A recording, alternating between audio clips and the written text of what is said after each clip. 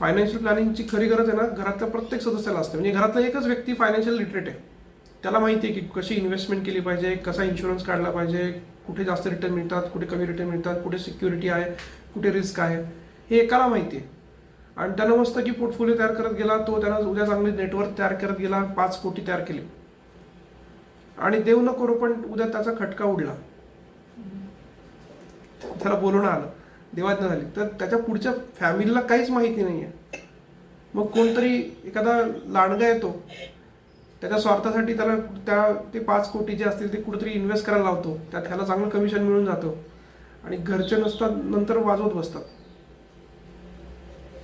म्हणजे एवढं कष्टानं डेव्हलप केलेली गोष्ट सुद्धा नंतर घरच्यांना त्याचा उपभोग घेता येत नाही, कारण त्यांच्याकडे स्वतःकडे फायनान्शियल लिटरसी नाही आहे. त्यामुळे घरातल्या प्रत्येक सदस्याला फायनान्शियल लिटरेट करा. त्यामुळे तुमचा क्लास झाल्यानंतर तुमच्या घरच्यांना पण क्लासला पाठवा. नाही, वास्तव आहे, माझ्याकडे पाठवा आणि दुसरीकडे पाठवा, पण फॅक्ट ही आहे की कदाचित तुम्हालाही कल्पना असेल की इतक्या व्यवस्थितपणे तुम्हाला इथे सगळ्या गोष्टी मिळतील. नाहीतर तुम्ही तुमच्या एंडला शिकवा. आलं लक्षात?